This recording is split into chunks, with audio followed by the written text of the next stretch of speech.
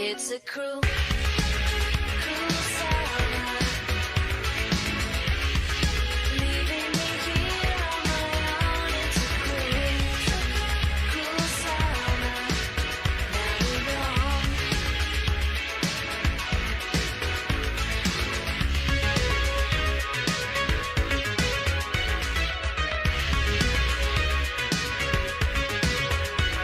The city is crowded, my friends Cruel, are away cruel summer. It's too hard to handle, so I gotta get up and go.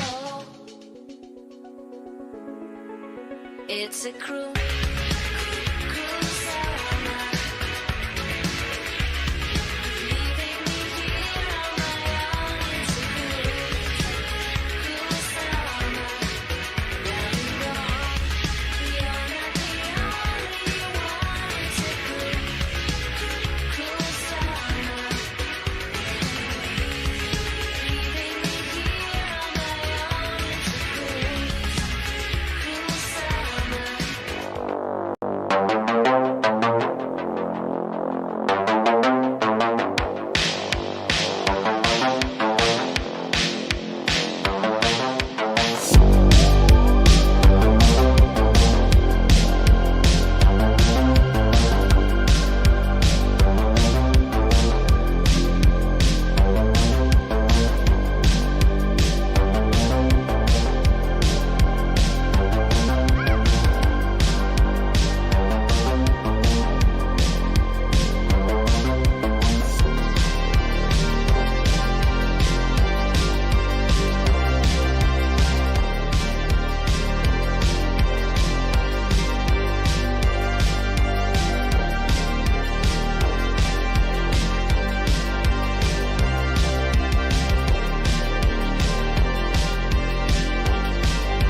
That's me.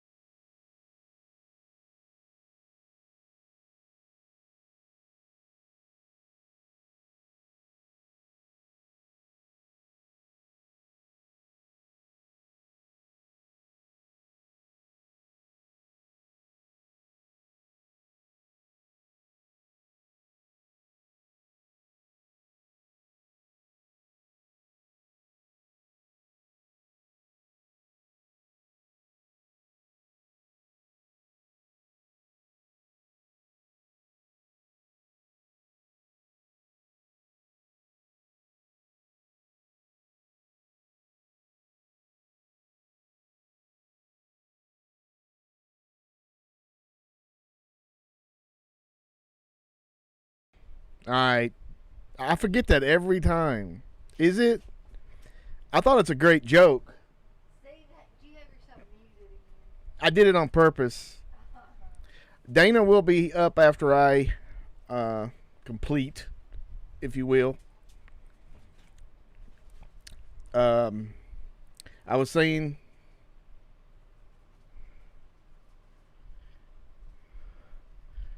yeah, I got my drink of C4. Hopefully won't make my stomach upset. It's a coming. There's a delay. You should hear me now.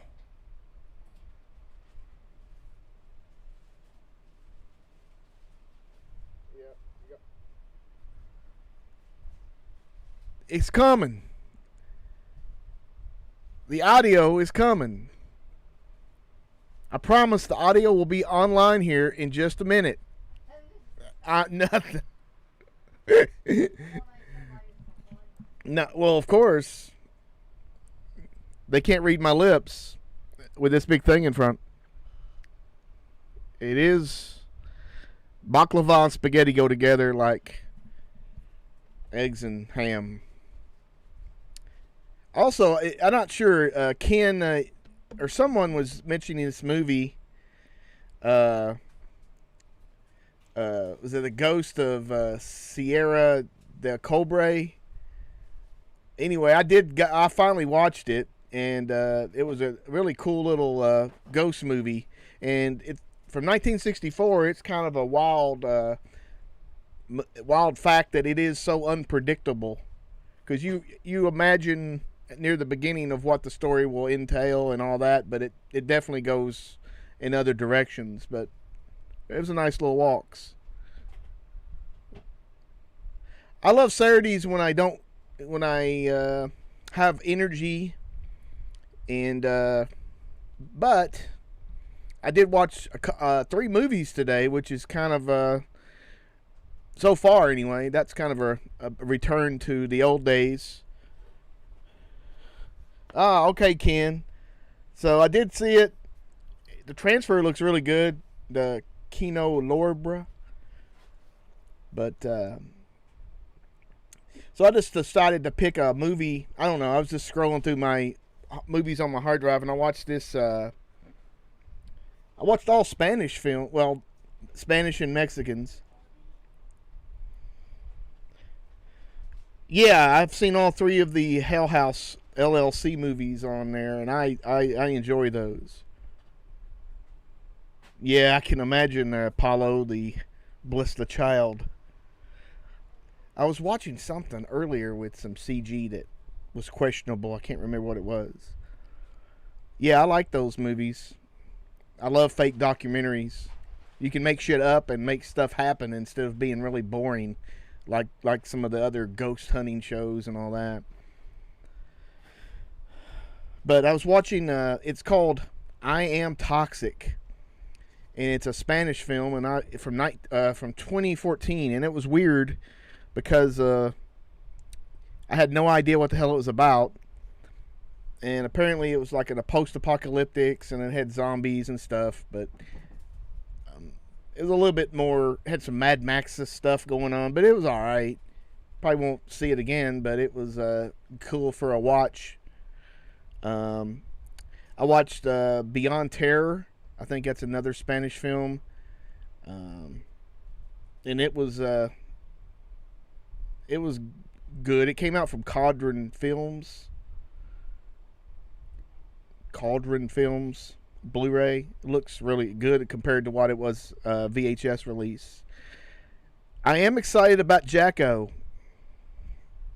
Oi. Coming to Blu-ray to 25th anniversary edition. So, also, DeadPit on Patreon. Tiers start at just $1. There is 2 things coming up.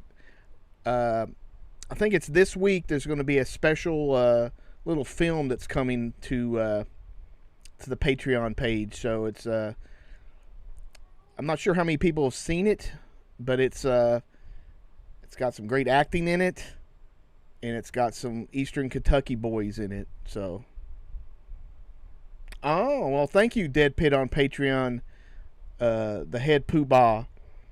I did not know that. That's pretty neat. That Cauldron Films is Diabolic DVD, like Raw is War. So that's cool. Oh, so I'm a big fan of Mondo Macabre, and I rented this movie a long time ago from our crazy great late video store, Wild and Woolly, and made a copy of it, and I never got a DVD release. So a couple years ago, I bought it off eBay or Amazon. I can't remember when, but it was like $10. So today I said I'm gonna watch. I was watching all these movies in Spanish and stuff, so I thought I'm gonna watch it, and I hadn't even opened it yet. But a la carta, it's a real quick 75-minute film. It's really awesome. Oh, okay, Giallos. Lesser known Giallos. I guess if you haven't seen it, the Giallo, in Venice, or is that it? Yeah. It's a little more brutal than a lot of others. Torso, I'm sure that's kind of to me, that's a really, really great one. If you haven't seen that one, that would be one to watch. It's got beautiful ladies in it. It's got a lot of ascots. So, if you like, I'm a fan of ascots. I have seen the Hell House LLC movies, if that's what you're referring to, from the previous question.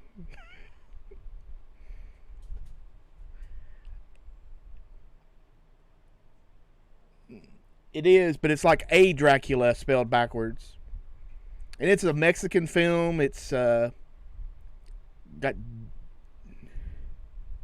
yeah. Now, if you haven't been speaking of that, Ken, the Nashi cast. If you haven't listened to that, I was listening to that, and they got multiple shows. Beyond Not Nashi, which they go on to other Spanish horror, and they got Bloody Pit of Horror, which they just talk about all kinds of different horror movies. There are some guys out of Tennessee. Coolios, yes, tons of Coolios, and they're on a fantastic voyage, yes. And you can, what was that China Strike Force? Coolio was in that. Killer Must Die is great, or good. Yeah, there's so many of the lesser known ones, or that, well, I've seen some. I actually watched The Fourth Victim, which is coming out on Blu-ray, I think, from, is it Vinegar Syndrome? I need to watch those, the Blackwell series. I've watched some of the, I watched a lot of part 1, but I haven't watched any. I don't think Dana's going to get assigned Elvira's Haunted Hill Blu-ray, so I'm pretty sure What am I not gonna get? the Elvira's Haunted Hill signed Blu-ray edition. Probably not. Bland. I like that, Bland. Any Nashi films on YouTube? I mean, they're all pretty much coming. There's... If you haven't seen Crimson, that's a good one where he gets his head cut off and put back on another body or something. Yeah, the Blackwell Ghost series. I haven't seen them all. I've seen most of the first one. The light. It's hurting. It's burning. I downloaded the wrong version and had like Russian and English talking at the same time, so I had to get rid of that because that was driving me nuts. I don't know why they do that on some rips, but I like those. I don't know of any on YouTube, unfortunately, but in addition to this short film that's coming on the Patreon, also the second episode of The Captain Uncensored is coming out, and it's got content all from YouTube on it, and it's got a lot of stuff on it, a lot of butts, a lot of you might even see some vaginas on there on YouTube. So I'm gonna upload that here soon. Yeah, I downloaded Apollo. There was some list of Giallos somewhere that somebody made, and I was looking through them. And it took me a while to... I mean, some of them you can't find. A lot of the black and white ones, like Libido is a good one if you haven't seen it. I think it's the early 60s, and it's in black and white. There's some... But they don't really, hold a candle to the ones in the late 60s or in the 70s because of this, obviously color. And they in the real, gorgeous transfers on some of them. But I was talking about The Fourth Victim. It's coming out on Blu-ray with Carol Baker. Yeah, Midnight Hour's good. It's definitely on YouTube a few times. But The Fourth Victim is a weird kind of, I'm trying to remember. It's kind of an unpredictable one, but the gist of it is this guy has really bad luck with wives because they all end up dying. And I guess he gets insurance money from that. So the insurance company is a little weird on him. Like, what the hell, dude? And soon after his third wife dies, Carol Baker kind of shows up and then really inserts herself in his life. And they get married, apparently. And then I think there's a few killings that go on or something. I don't know. I mean, I'm sure the transfer looked good. I wouldn't expect a high body count in this or anything like that. But it's a decent watch, so if you're a completist. There was... Speaking of that, Apollo, I think I posted a link a long time ago. There was a Korean remake of Living Dead at Manchester Morgue that I put on. That was on YouTube. It some Korean film society put on there, and it was pretty neat. It basically picked up all the little tropes from the movie and made its own. So that'd be cool if you hadn't seen those. And there's definitely tons of Giallo Realm, if you're looking for more Giallos, Giallo Realm on YouTube is the place to go because they have tons of them on there, and some of them are HD prints, so you can definitely. And they also have some cool Giallos from Hong Kong, from Asian cinema, so you could check out something a little different.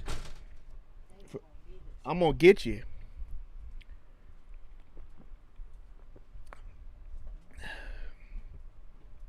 We've been experimenting with green screen. Dana bought this big, I don't even know how long it is. 11 feet, I don't know. Like 6 by 9. 9 feet long. As if you watched, did anybody watch the Patreon show that I put up with some Aja Argento and Tiffany Shepis?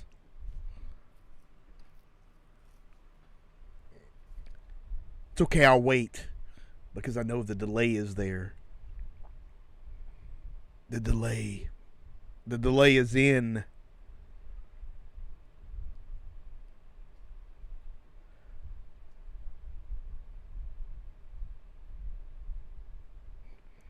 Nope, I did not hear about that, Chris. Hey, the poet. That's weird if they're doing that.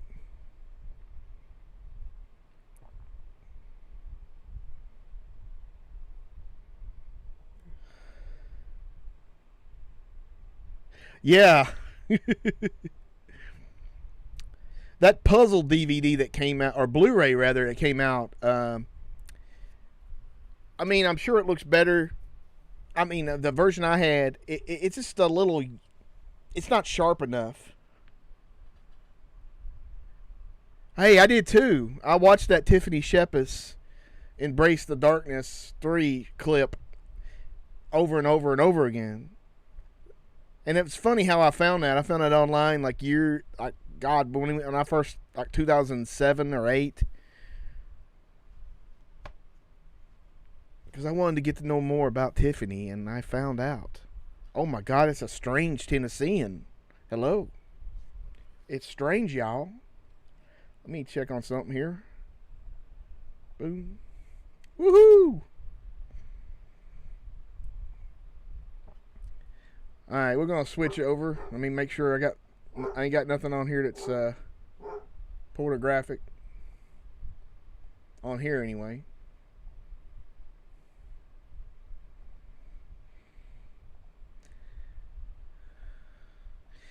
I found some new ways of doing things, but it ain't working too good. Yeah, Darren, I didn't know about the slot. Hey, Danny. My dog's barking for some reason. Usually no reason. I didn't know they were remaking Slumber Party Massacre either. And apparently it's for the Sci-Fi Channel, I think. But they did say that a woman and a woman wrote it and a woman directed it, which, okay, but you know, what can it be doing? Yeah, Midnight Hours. I watched that on television back in '85, I believe, or something like that when it came out. It's a cool little Halloween film. I could have bought the Blu-ray, or not the Blu-ray, but the DVD, because I know that thing is super expensive now. Let's switch over to action. So here's Cauldron Films, aka Diabolic DVD, guys. And we got the touted the five, the big five right there.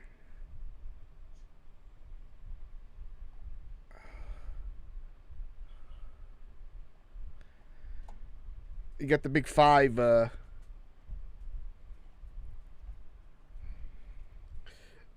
Great artwork on all those.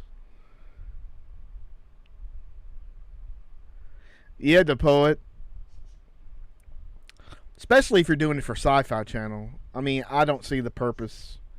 They've made so many movies like Slumber House Party Massacre. I mean, in the similar ways. They made some zombie movies. I mean, why do you need to do that? Cool. Chinese Boxer, The Thing.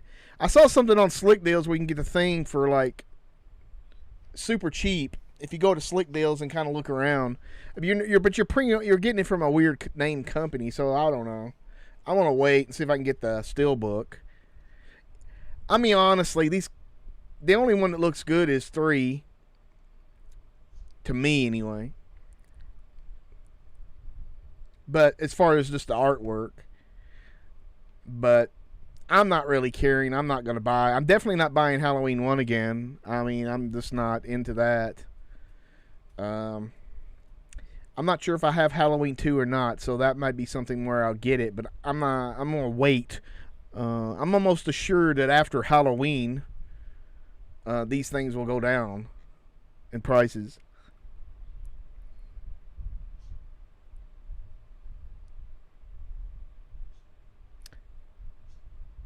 I don't know. They're definitely thick. I mean, unless they make the cases, you know, with those inserted holders. So it looks like it's going to be coming out a little before October. So, but I'm not going to get those, guys. I just can't do it.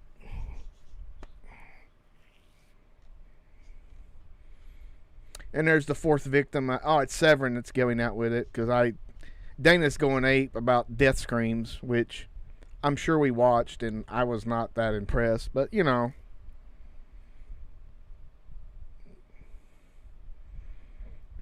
And Children of the Corn 4K, which I'm not a big fan of Children of the Corn, really. Not even the original was okay, but those New World pictures just had a look to them. You know, I mean, I'm not saying they obviously were lower budget than most, but I like that. Looking at the background on my computer. Actually, it's a Paul Naschy background. It looks like him and the Vampire Woman. Somebody put some artwork on Facebook. There's some Paul Naschy groups. If you hadn't been on there, you should look on those for arts and stuff. Let me find my damn place. Gosh. Yeah, a lot of people are crazy about Nothing But Trouble. I do know that I'm pretty sure that movie bombed. I watched it. I didn't go see it at a theater, but I watched it on VHS back in the day, and I was like, you know, I mean, it was interesting at the time because, I mean, I think Chevy Chase was pretty was still kind of funny then. 4K Bruce Lee collection, that would be nice, but I just got the dang Criterion, and it looks. One thing I noticed, I was watching Indiana Jones movie from the last Blu-ray set, and I'm watching it through a 4K player, and it looked great. As far as just the no, I've had a few more people on here. DeadPit on Patreon. Tiers start at just $1. Tons of content, new stuff every week. So check that out, and also hit the like button. Subscribe if you have not to the DeadPit YouTube page. But I was watching Crystal Skulls, which I know a lot of people don't like, and it's not a great film of the series or anything, but man, it looked good. And I noticed I was watching one of the Mummy movies, probably The Mummy Returns, and it looked really good from the Blu-ray, the remastered Blu-rays that came out a little while ago. So I'm not sure if I'm going to upgrade, because I mean it looks so much. I mean, unless I can see something different, I mean I think it upscales it a little bit. Uh-oh. We got dog problems. Dana whispers to him way back here, and I don't think it's helping. I don't know. I think he's going to die on it. Indy 5, I don't know. I mean, I really don't know what to say. They waited so long to do that, the Crystal Skulls, and I mean, obviously, that's been a while since that came out, so I can't imagine what he's going to be doing in this one.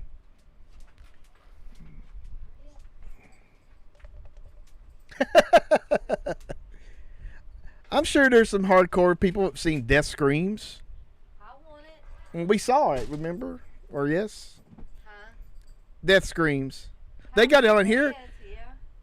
Death Screams. It's not House of Death, is it?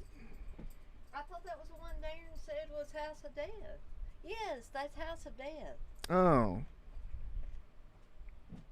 Okay, well, what the hell did I watch? You watched that one with me because we did a commentary. I know, but I watched something else called Death Screams, I thought. I think it was Night Scream. Night Screams. Okay.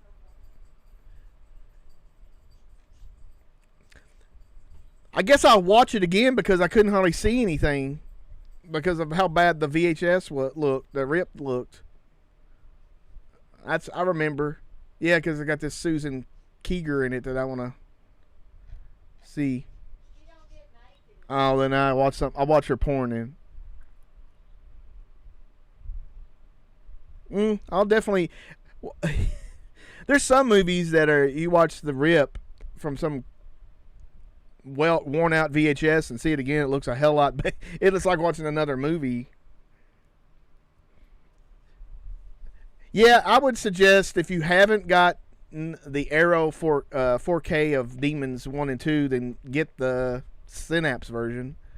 But since I've got it, I know they said they were using the same transfer, and Don May said something about some tweaks he did, but Dana might get it, therefore I can see it that way. Ah, look at DeadPit on Patreon's balling with Dead and Buried. I watched it a little while ago on Joe Bob, and I'm really interested to see about some of these scenes that look so grainy and how they're going to look on 4K. I suspect they will not be looking any better, but you never know. Always going about Guyana, Cult of the Damned. If you haven't seen that one, especially if you like, this is a Cordona movie, Rene Cordona Jr., and it's a very exploitive retelling of the Jim Jones Jonestown killing, more I guess suicide or forced killings. But anyway, it's crazy, which means it's fun. Even though it is got a depressing thing. Definitely a depressing subject, but when they stick the electrodes on some kid's balls, that's some good stuff.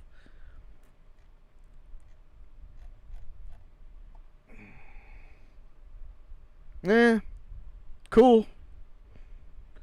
I'd watched it. I've had the DVD forever. I don't know if I really like that movie enough to make it. Yeah, no, I mean there's a fine line between looking like film and looking like digital video. I've seen those films and they look, but you know, I don't know. I definitely don't want that either. But you know, it's a fine line. This is one film that I've started watching. I have it on DVD. Perfume.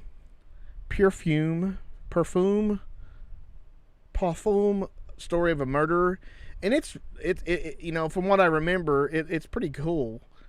I really like it, but I mean, it's already out on 4K, but the 4K is really expensive. So I'm kind of strange that they're putting it on Blu-ray.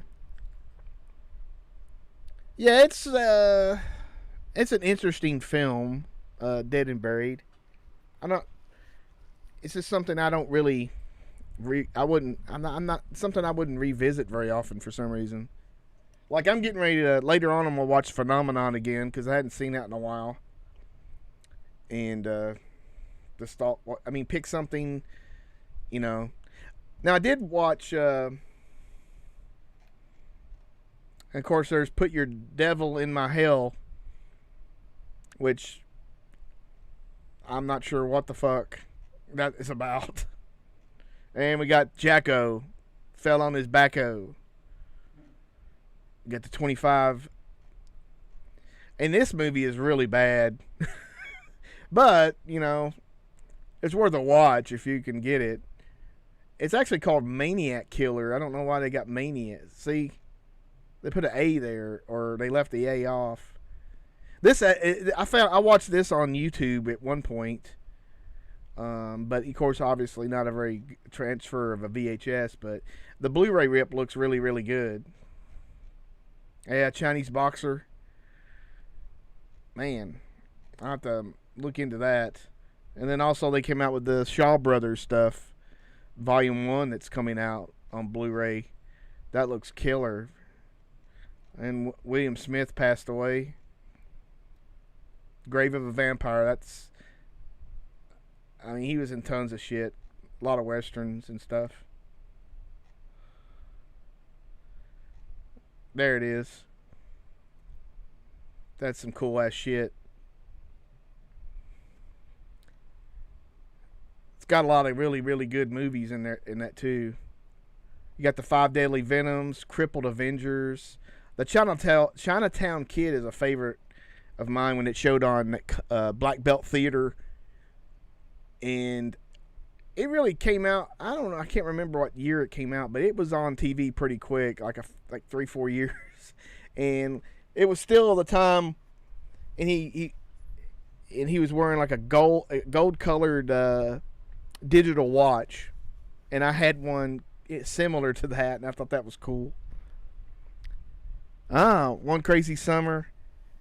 I'm not too much of a fan of a lot of the comedies back. I was at the time, but I don't know.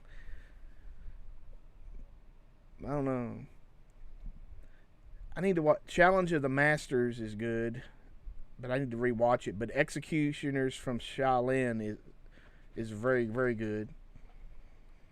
And that's got King Boxer, and I watched that Boxer from. Did I watch all that? I think I did. Let me go see about my dog. Is that the only? I think Brand's out there. Brand's out. How's she doing? Come on. Hurry up, Brand. It's gonna rain. Yeah, it looks like. Oh. I think you get a book and shit. I know that Diabolic had a cheaper price on this. It's like $129 or something. I don't know what I didn't look into it enough because I'm not going to get it as of yet anyway. And a Snapshot. I think that's really a bad movie. Is that the day after Halloween? Yeah, that's not a. I don't think it's too great. Also, they're coming out with the 4Ks of. Well, 4Ks of the first 4 Star Trek movies, and they're coming out with director's cut of the Star Trek the Motion Picture, which included all the extra stuff they Robert Wise added. So that'll be extremely cool because I still have that DVD, and they act like they couldn't fix the special effects for Blu-ray, but apparently they're going to go back. I don't know if that means they're redoing them all the way. Here it is, right here. It should say star date. Ha ha ha. Yeah. Let's see what it is. $108.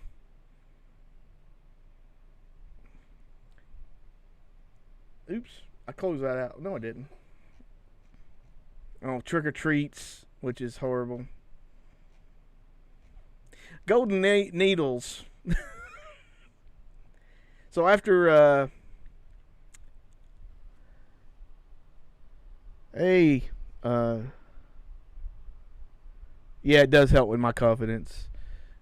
Evil Abe's Highway to Hell is your thoughts on the movie Brain Scan. I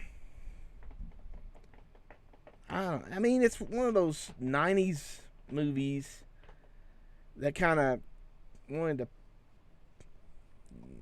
use like the gaming stuff and the gaming stuff looked horrible back then. I think that was really early 90s, or it had to be after Terminator 2. So, but my memory is not that great, but I remember it being okay, but I'm not a super big fan of it. Well, I hope so, Wesley, that the Star Trek set will be 50 by Black Friday. Possibly. And there's the September ends. And, of course, Wes is really into Care Bear Movies 2, A New Generation. Probably Aaron is for his tribe of kids. There we go, boxes. Actually, I got a confirmation on my Severin order finally, and it was shipped at 12:30 this morning. So, maybe I'll get it by next week.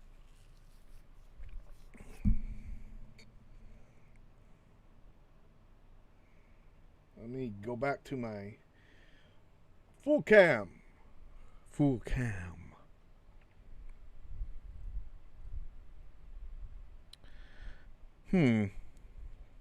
Tough guys don't dance.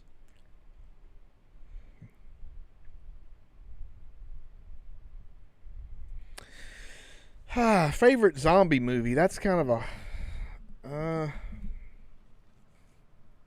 that's a hard one. I'm not. I like the Italian, so I mean I'd have to go with Zombie. Zombie or City of Me Living Dead. Yeah, there is a Cemetery Man did have a Blu-ray. But I mean I don't know. It was on Amazon, but it was a little pricey, so I didn't get it. That definitely needs some kind of special treatment, because that's one of the better. I mean, really, really great films. Talk about not knowing. If you first time you're watching that, there's no way you know what you're in for. And it was and that chick Anna. Good God, that chick is so freaking hot. It's on fire. I mean, I cried when she died, and then her lookalike came back, and I was like, thank God. And then I cried again, and then she came back from the dead, and I was okay for a while. So we need to keep her alive at all costs. Yeah, I mean, Burial Ground is that's one that's kind of burnt out for me at the moment, so I'm not watching it for a while. I'll probably watch it in October, since I haven't watched it all summer. Day of the Dead is, I mean, I like that one, but I don't watch it a lot. And I think Dana did get the Dawn of the Dead 4K, but I don't even know if she's watched it yet. Wes, this may be shocking. No, Dana doesn't wear the hat. No. We're going to get her a hat, like the thing from Stranger Things where it says Scoop Ahoy or something. I do like the film Satisfaction with Justine Bateman and Liam Neeson. I have the soundtrack, and I'm not kidding.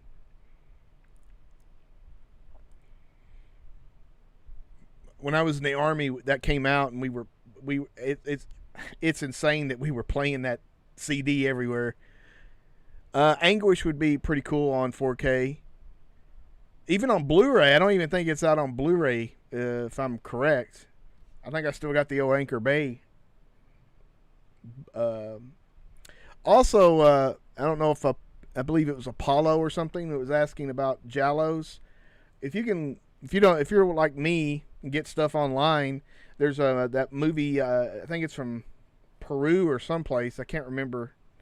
It's called The Red Screening, and it is a very cool, inspired Giallo-ish movie, and it has a lot to do with Anguish from the 80s.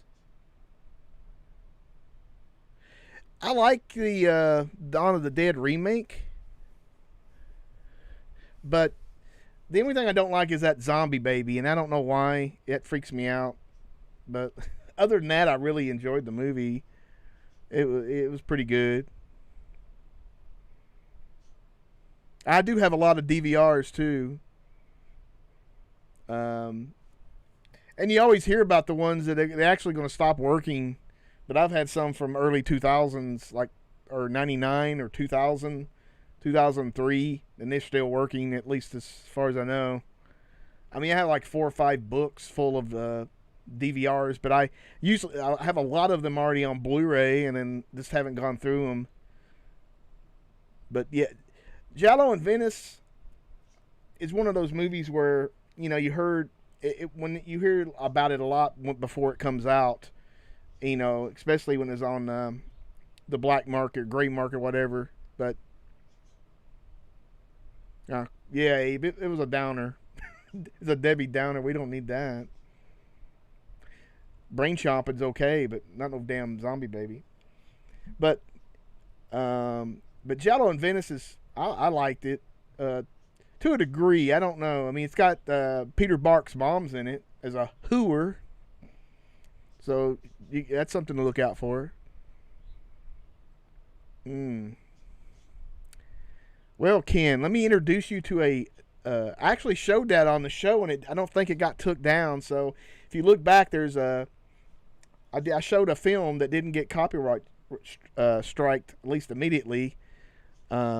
So Antichrist is a good ripoff of Exorcist. And there's it's called Magdalena, Possessed by the Devil, or The Devil's Female. And Dark Force Entertainment came out with a Blu-ray that surprisingly looks really good. And it's a crazy movie. Crazy. Antichrist is pretty crazy, but this one's beyond that. There's that Possessor, which I think it's called Exorcist 3. Something like screams and tears, crying and whatever. That one's pretty crazy too. But more of a, it's not as nuts as Magdalena. So if you're looking for some nut stuff, that's where to go. And it still might be on the DEADPIT channel. Forgot we did that a while back, before I finally learned my lesson of never showing anything on here again. You couldn't even show the freaking video without audio of VHS quality trailers. Well, Ken, each his own. I mean, they're not bad. I wish they had got a better looking chick to be the main chick. I still remember when they took up the goat or something, and they pulled the tail up, and you saw the asshole, and then she goes,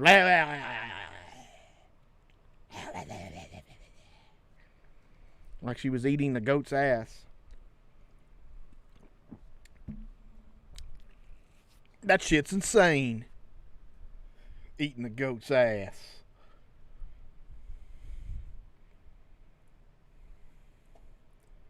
So I'm waiting on my Severin.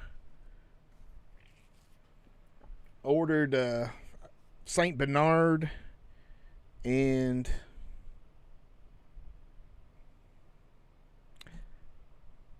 Shocking Dark. And I'm not sure. I know the transfers look great on Shocking Dark. I've seen the transfer. It looks good. It's more of it's a weird combo of Terminator and Aliens ripoff. Well, the poet Nightmare Sisters was the bomb. Honestly, big fan of that one, and obviously Sorority Babes and the Great Slime Bowl Bolorama. That's some cool stuff. That's pretty good, Ken. I've not seen Siege. I listened to their podcast, which I recommend. You can get it on their website. And Born to Hell, I think that's the maybe a better version of Naked Violence. The Pederia, yeah.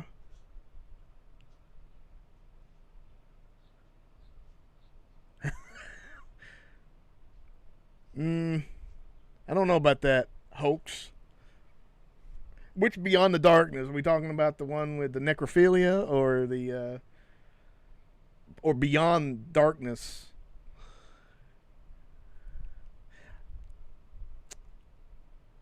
I did get the one, the Predator. I think it's like Cannibal World or something, or Mondo. Or I can't even remember what the hell it is. Oh my. Oh my. I bought a new shirt for the show. It's like a Hawaiian shirt, but a V-neck.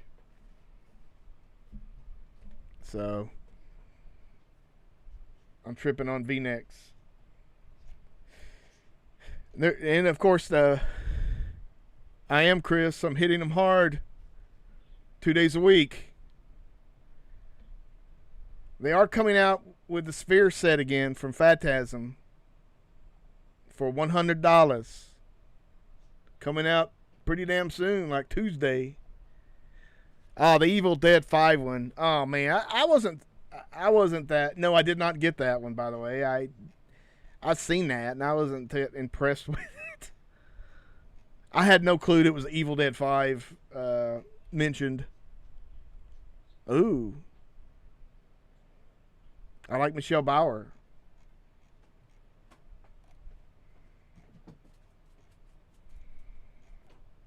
We got more dogs.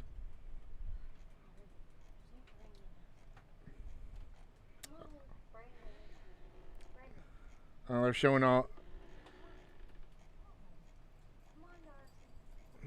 We have dogs.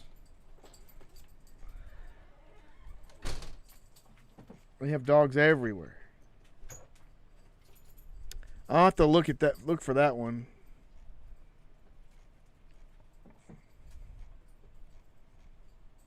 It looks like Shameless is putting out The Psychic again. I wasn't too happy with Shameless put out a very good looking version of the Beyond, but the audio was only stereo, and like that's kind of unacceptable almost for something like that. I guess that they mixed it for the other releases, but like they had like 7.1 and everything. Daner. There's a guy that says hello. Oh, who? Chris. Hey, Chris. He's back. Yep. Oh. And that's the one hoax they did. The Phantasm 2 was like a remastered of that. I did, Chris. We're on a delay here. In case I say something stupid, I can bail. Ah, that's a good one. Good one, Darren. I forgot all about the Fear Street. I know there's some people don't care for those.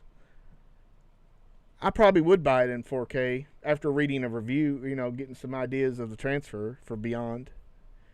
But the second Fear Street movie dropped yesterday, and it was took place in 1978. It was a pretty good one. Yeah. I liked it. I mean, it was definitely can't say it wasn't violent, even though it was took a while to get there in some time. But I mean, that's kind of the way it is. So, and if anything, it just gives you it's like a mini series kind of thing where you got something to say. Well, I got something to watch. I'll probably never revisit them, but I mean, it's cool to see them.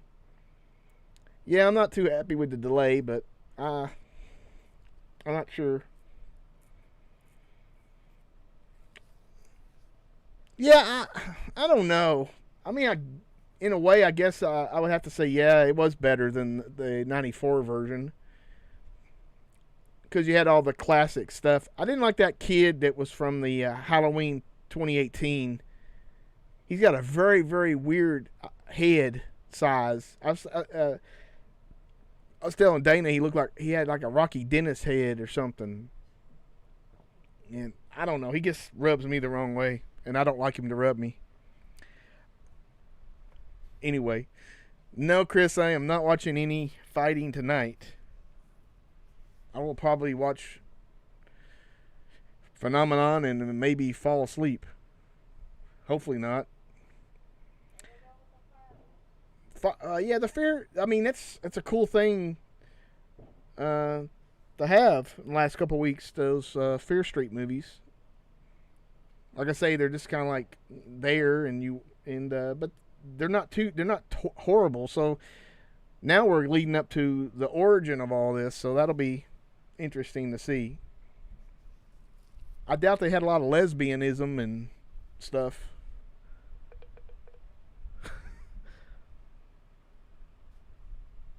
Ooh, probably had Rocky Dennis head. And somebody celebrating the 4th of July a little bit late. I guess they bought too many. Now we're going to have to hear that. And my dog will be howling and everybody will go ape shit. Well, hey, Hoax. You always got the scene on that little horsey thing with Jennifer Connelly. I'll be watching the younger Jennifer Connelly with no horsey scene. Or horsey sauce from Arby's or something. I've been aiming to watch that, John, off... it was on Shudder. I don't know if it's still on there. But I haven't watched it. I started watching that Vicious Fun or something. But I never even got 2 or 3 minutes into it.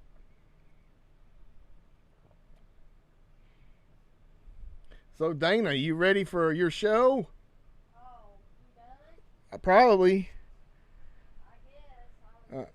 Well, whenever you're ready, come in here. I was collecting. I found a free app to do my bills on. Well, lucky.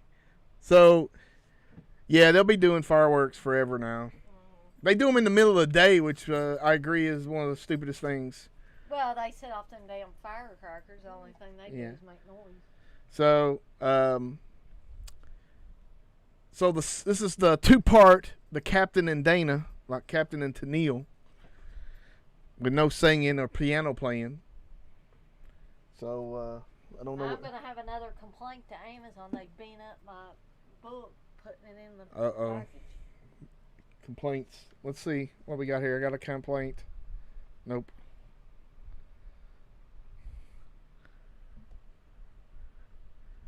Thank you, Chris. You too. Well, Chris Hambrick, that's not the same as Chris B. No. Okay. This is different, Chris. So, I'm going to hand the show over to Dana. I'm going to click off my icon. Darcy, are you gonna be my co-host? Yeah, my dogs, some of them can't hear no more, so they're okay. Other than that, they get scared and they want to climb inside you. They Alrighty. Ah.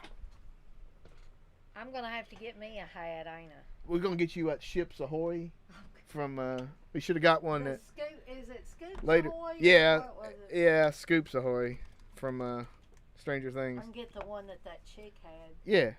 that was working with Steve. So, here comes Dana. I gotta get my. Coming up to the stage, Dana. Stage 3. Give some love to I'm gonna show this Dana, the too. dance.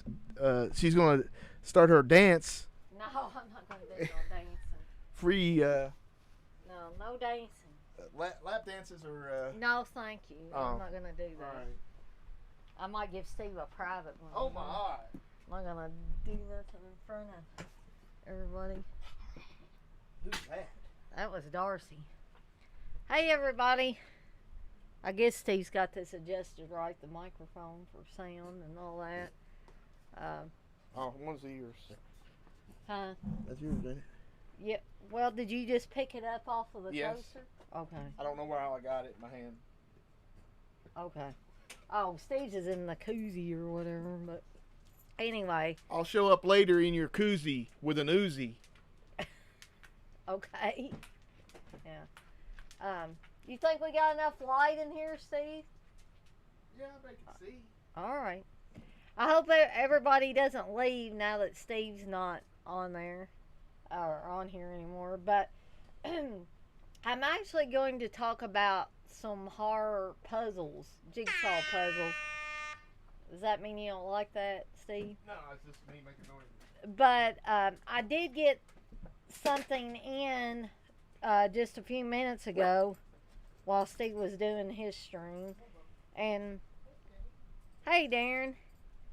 And I just wanted to show this off. I'm actually going to utilize this for one of my upcoming live streams. This is Analog Nightmares, the shot on video horror films of 1982 to 1995 by Richard Mogg. And the reason why I ended up getting it is because I have this goal of watching all of the shot on video films, and I was going to limit it just to the 80s, but there's, I believe in this book, there's over 260 films, and this goes into 1995, so I guess I will try to watch everyone that is listed in this book. I had a previous list, pretty much, it was supposed to be shot on video horror from the 1980s,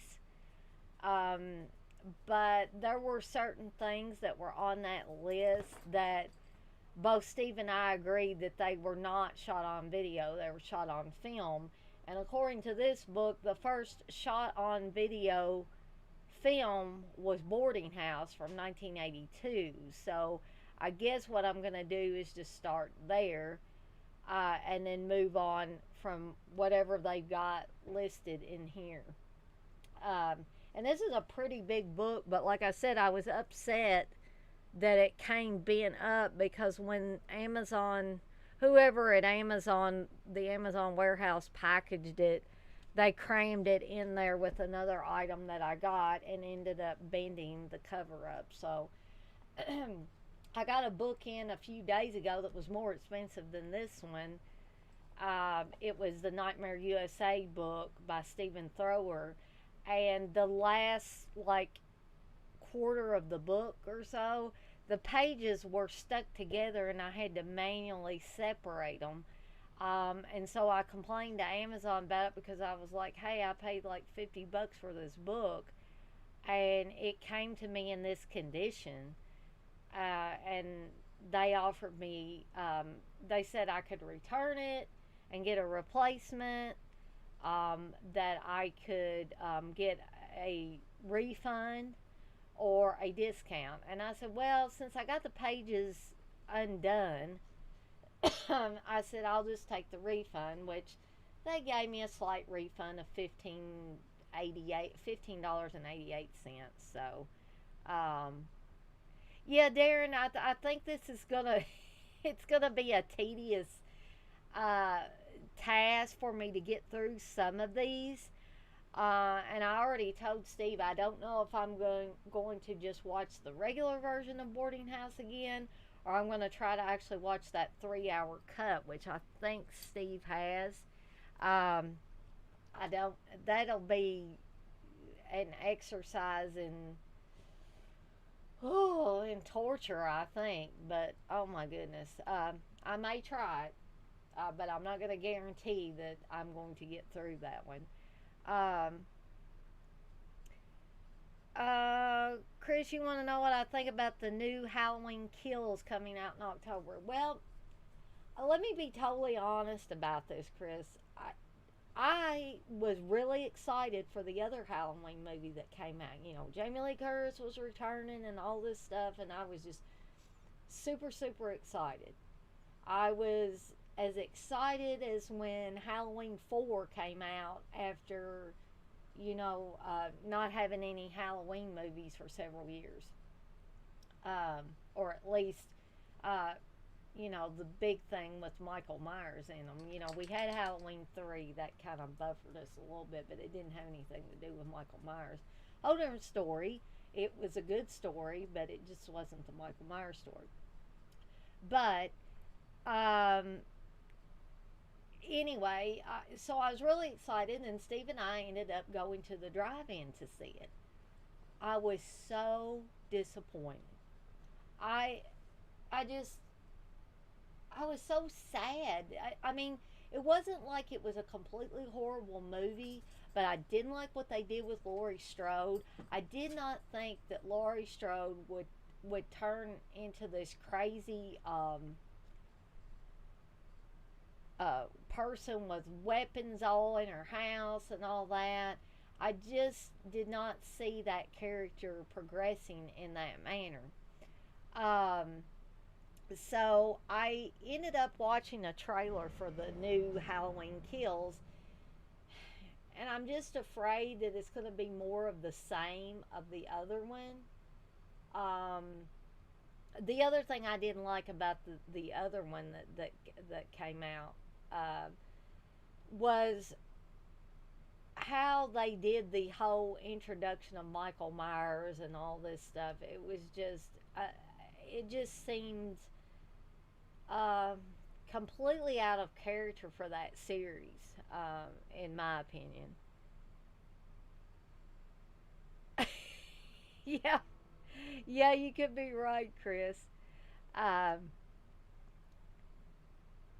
and yeah, Darren, I probably will end up going with the regular boarding house. I just don't know if I can sit through that 3 hour jobby. So, um, and the poet, I really honestly can't say at this point until I go through several of these what is my favorite shot on video horror.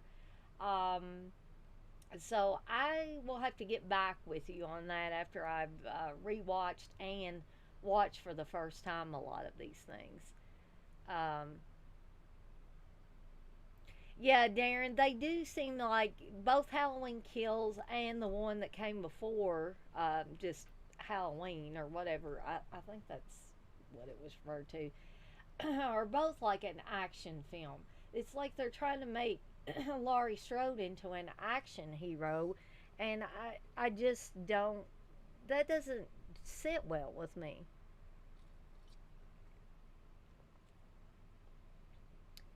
Yeah, Flynn, I would agree with you too that the Halloween 2018 seems like it was sloppily edited. Um,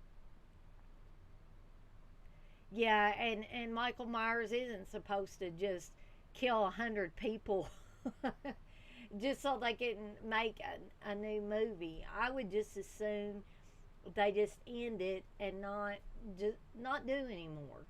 I mean, they can have Dr. Loomis, or they can have a proper Dr. Loomis, because for me, Donald Pleasance will always be Dr. Loomis. Um, so, I have nothing against Malcolm McDowell. I guess he did the best job he could when Rob Zombie remade Halloween, but I won't even go there because I do hate that movie. I don't hate all of Rob Zombie's movies, but I do hate that.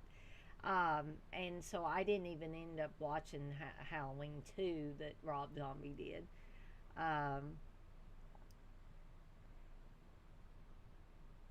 Yeah, Chris, they did seem to ignore all the rest of the Halloween films, and I think that's why a lot of people didn't like H2O, which I liked H2O as a movie. Did it follow the series really well? No, it didn't. But as just a movie with Michael Myers in it, I thought it was pretty good. But I know my cousin Jed that watches a lot of horror films like I do. He hated H2O because he said they forgot about Daniel Harris's character. They forgot about everything that had come before and just kind of made this new story. Uh, so, John, I can't. I watched Don't Breathe. It's been a while and I've slept since then. I probably need a refresher on it. But I can't really say at this point whether I'm excited for a part 2 or not. Speaking of part 2s of things that have come out recently, I did watch A Quiet Place 2, and I don't know. I just wasn't thrilled with that one. We're kind of getting. Everybody's asking me all these different questions, Steve. So. Don't Breathe 2, basically. Well, maybe Steve can. Well, I saw the trailer, and it basically for Dana, the blind guy kind of moves to this other place, and he befriends somebody, and he basically the blind guy who was inseminating people or trying to inseminate with a turkey baster is now the hero of this film. Oh yeah, I do think I remember you saying that. So that's a little strange. And then Freddie Alvarez is back. Flynn says that they bought soft baked cookies to watch a movie, but I'm eating them to your stream instead. Well, are they chocolate chip ones, Flynn? Because those are the best. Yeah, Carnage. I don't know how they're going to do that. I guess you just have to. Yeah, how do you turn that guy into a hero? You just have to forgive that he. They was using a turkey baster to inseminate. He captured some chick and then inseminated her. I don't understand, but anyway. But I think Steve agrees with me on the Halloween from 2018, though, don't you? I mean, I agree with that the Laurie Strode thing. I don't agree that that's how she. But I mean, I'm sure that Jamie Lee Curtis and all them thought this was a great idea. Whatever, but it's just not a. I don't believe she would turn into a bitter old lady. Or a crazy old lady with guns all in her house. She had a damn arsenal in her house. So, I mean, I got the 4K of it because it was so cheap. And I've watched it maybe once or twice, and it's still kind of strange. And also the kills and stuff like that, I don't know. I mean, it seems like Halloween Kills is going to be more of a Friday the 13th movie. With Michael Myers because of how violent and gory it's going to be. But I mean, that might be good, at least for entertainment value. Well, Darren says that it seems like Howling Kills is going to be more of an action film with a high body count. And I could see that. It's like they're trying to turn Jamie Lee Curtis's character into an action hero. No, I don't know if that's going to be the case, but we'll, I don't know. What's with her dressing in leather and all this stuff? I mean, come on. Come on now. Leather's in.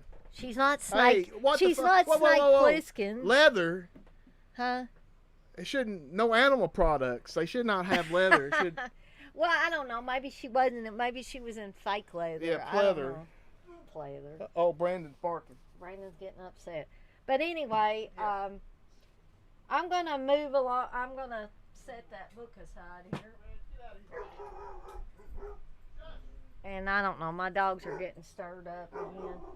But anyway, I'm going to get to the meat of my my little stream here in a second. Oh, John, I never really cared for the Resident Evil series of movies. I know Steve did. Um, I I really don't like horror movies based on video games. And I know some people say, well, they're not all the same. But I think what ruined me on movies like that was that House of the Dead. And I'm not talking about the old House of the Dead. I'm talking about the one um, that was based on a video game that's come out in the last few years at some point. And I could not believe it. It's one thing to be based on a video game, but they had the freaking characters spinning around in a circle with guns like they were actually in the video game. And I remember it having Ellie Cornell from Halloween 4 and 5 in it, which I like her. But I absolutely hated that movie, and I think that's probably what turned me off of all horror movies based on video games, pretty much. Hoax, I'm holding out a little bit of hope for Kills. I'm going to give it a chance.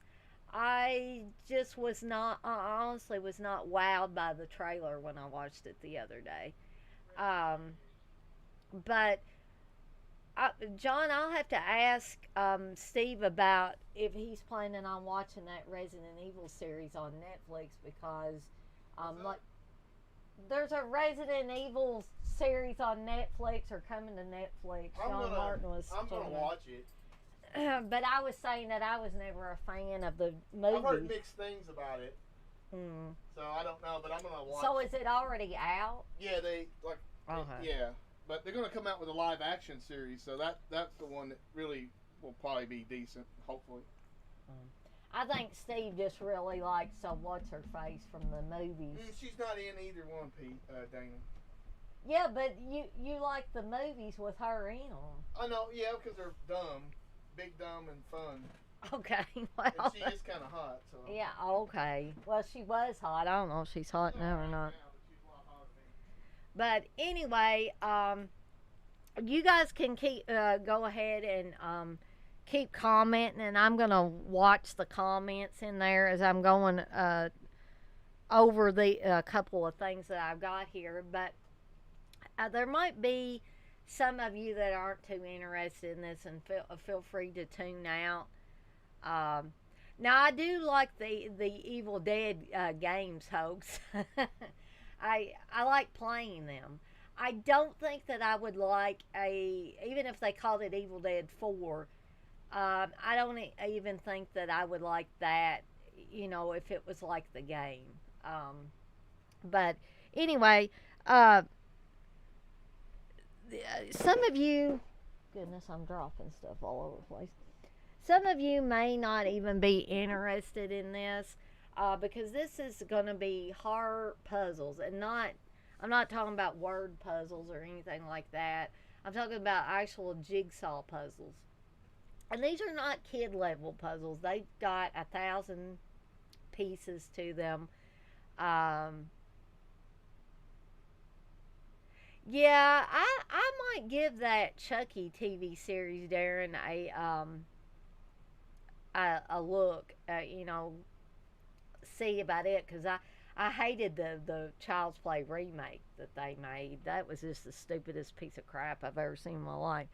Or one of them. But anyway, there's a company. I mean, there are other horror jigsaw puzzles, but I heard about a company called Messed Up Puzzles while watching Joe Bob's Last Drive-In show, because Darcy had actually bought one or two of them, and then I think she might have, promoted them or something, and so they ended up sending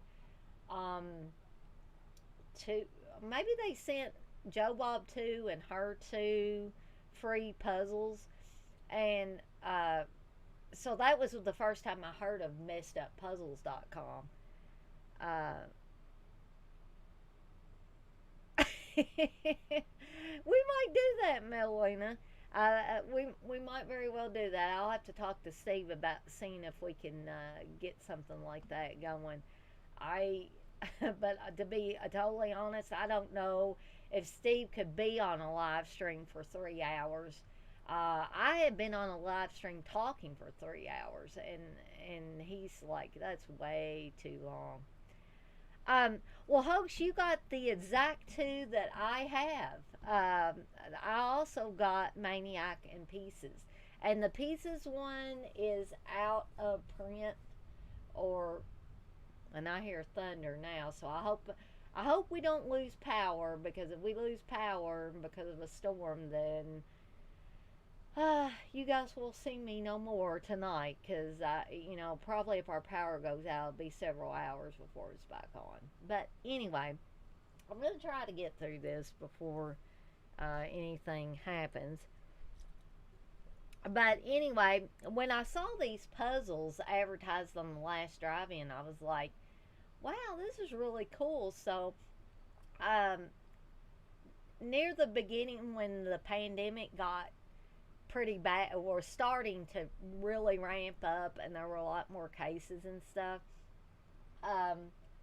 I got furloughed from my job at the library, and it wasn't really like getting laid off. I got unemployment, and I got good unemployment, but I was glad to go back to work when it was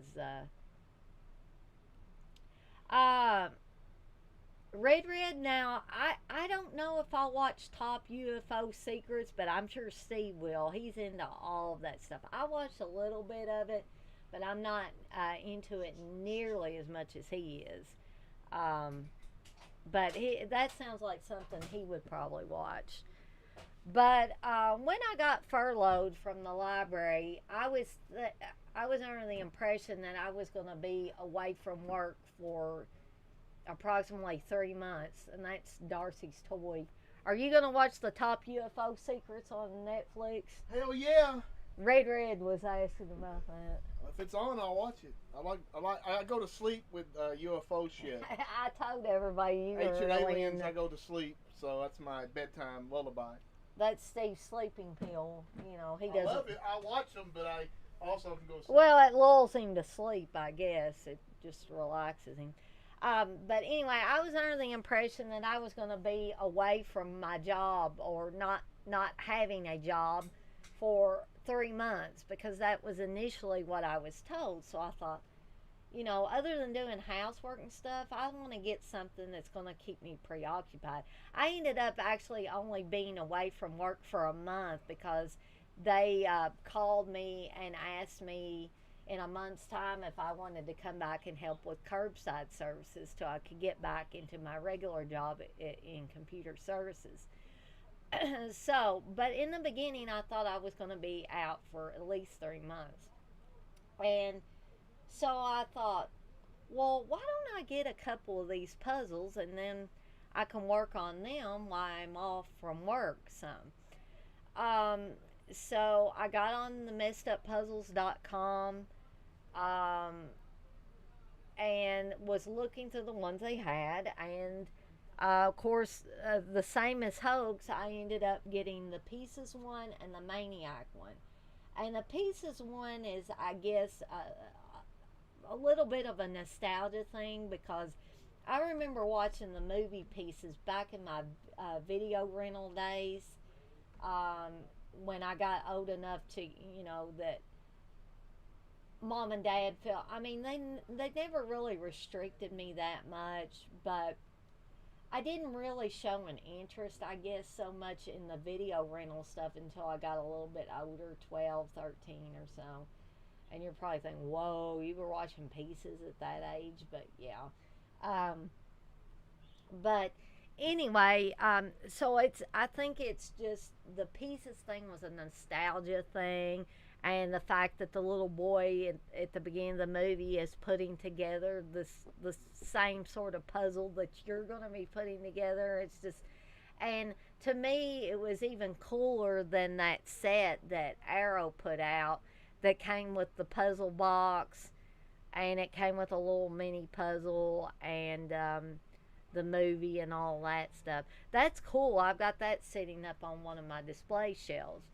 But this just had, I don't know, it was just seemed like an added bonus to me of actually being able to put together this full size puzzle. And no, I have not gotten it together yet, but I'm steadily progressing with it. Which reminds me, I want to ask you, Hoax, since you said that you got the same ones that I did, have you put either one or both of them together yet? Because I had heard that the Maniac one, which I haven't even started on, um, is almost impossible to put together by people that have tried because it's got so many dark, like black almost, and blue pieces. So I'm just curious that anybody that's got the same two that I have has finished one or both. Um, but I am going to attempt to show this without showing the naughty bits. Um, ooh, sorry. Let me get my hands back over that before we get flagged here. There. Um, I am attempting to cover up some parts of this. I hope this does not register and get this video flagged for nudity. Oh, Hoax, you haven't I haven't opened the Maniac one up yet either, but I have opened the Pieces one up because I have started putting it together, and you can. Let me show you the side that says "Messed Up Puzzles." We'll see you in hell. Kid tested, not mother approved. Let me cover up this. And this is, Pieces is exactly what you think it is. And what Messed Up Puzzles has done is they have teamed up with, I'm trying to show all sides of the box here pretty much. Warning, shocking and violent nature of this subject matter. Absolutely no one under 17 should assemble this puzzle. I just think that is really, really neat. The neat packaging and all that. And once again, I hope that the little flashes of the boobs and stuff doesn't get this video flagged because that was not my intention. But I did want to try to show the box up a little bit. And it was Steve's idea for me to put my fingers over the naughty bits on the puzzle box. So, rather than just show you a picture with those naughty bits covered up. But I know YouTube and Facebook both are really persnickety when it comes to nudity and things of that nature. So I have started working on that one. I actually got me a roll-up puzzle mat. I have me a fold-up card table that I get out whenever I'm putting my puzzle together. And this roll-up mat helps me, for the most part, keep the pieces together that I've done, so you're not just having to start fresh. I also have little containers where I'm putting the same color pieces in these little containers to try to, distinguish one group of pieces from the other, like all the pieces that seem to have skin on them, all the pieces that seem to have a hair on her head, all the pieces that, look like boobs or, the nether regions. It's just trying to put them in some kind of logical section so that it makes it easier to put together. And I started out putting the border together first. I have, for the most part, got that together. Then I started filling in the top part, so I've got most of the lady's face and her arms like she's got them up. And I'm progressing pretty good. I actually told Steve today that I'm thinking of getting the puzzle out again to work on it some more.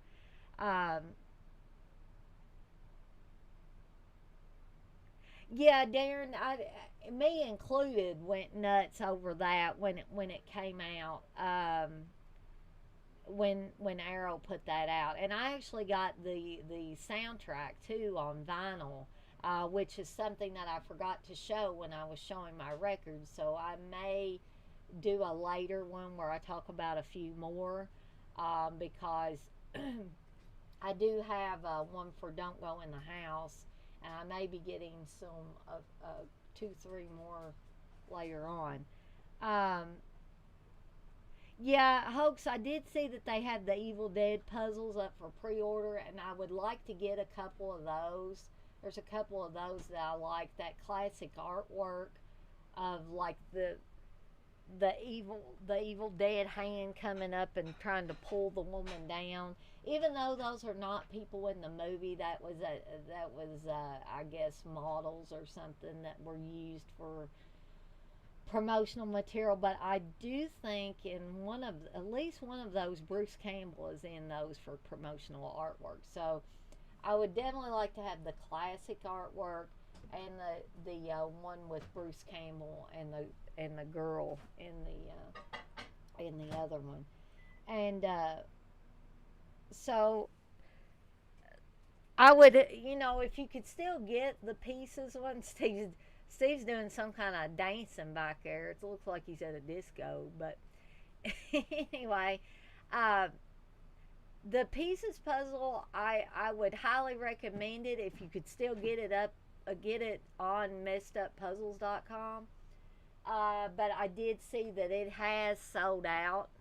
And the other thing that might make you a little bit hesitant about buying the puzzles from them is we're talking about a $30 price tag on each one of those. So I only bought two, and it still cost me $60. And Steve knows about that. It's not like I'm trying to hide that from him.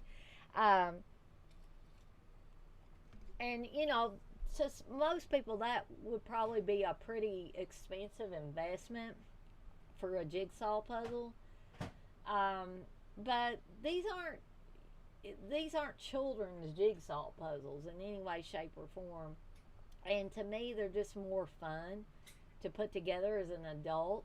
I like cute little puppies and kittens and all of that, and landscapes and different things. But this just, as a horror fan, this just really piqued my interest.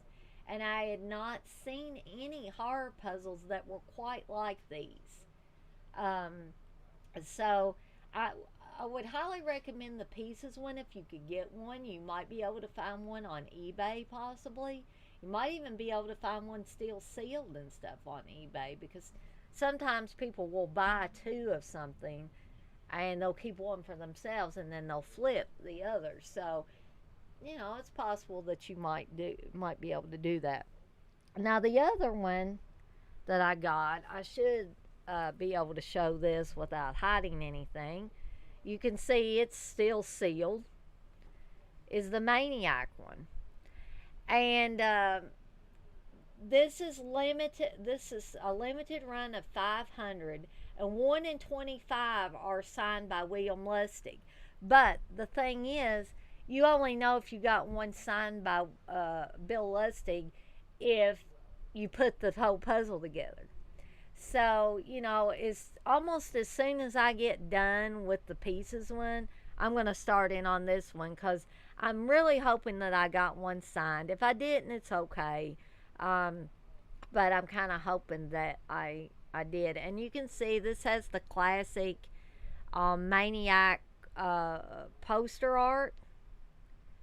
And you can see that it says Messed Up Puzzles presents Maniac Jigsaw Puzzle with serious mommy issues. It says 1,000 pieces that need to be locked in the closet. I just really love the way that these were designed, and the humorous way that they put the little, like kid approved, and it says something about make it something Satan, and I'm not sure until I take this little band off what it says. And again, you see the Messed Up Puzzles will see you in hell. And then it's got the warning up here at the top and some scenes from the movie. And Blue Underground actually, Grindhouse Releasing teamed up with Messed Up Puzzles for the Pieces one. Blue Underground teamed up with them for the Maniac one. And I, like I said, I'll have to get back with you on that. I'm really looking forward to putting that one together as well. Some people think putting puzzles together is boring. Steve has absolutely no interest at all in putting them together. I'm so interested in it that I actually, once I get them put together, I'm going to be so proud that I put it together that I'm going to use that damn puzzle glue to keep it glued together, um, and actually glue it onto some kind of frame like thing so that it will stay together. And I was joking with Steve earlier. I said, when I put it together, I'm going to put it in a frame and I'm going to put it up on our wall where everybody can see it. And then I said, no, I'm not going to.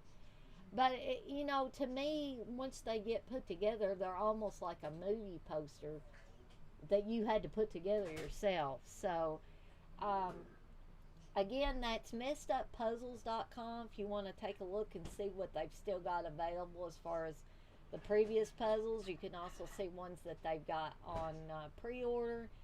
I want to say there's an Elvira one. There's I believe a Campbell Holocaust one. There's a zombie one that I want to get eventually. Um, let's see what else. The Beyond they have.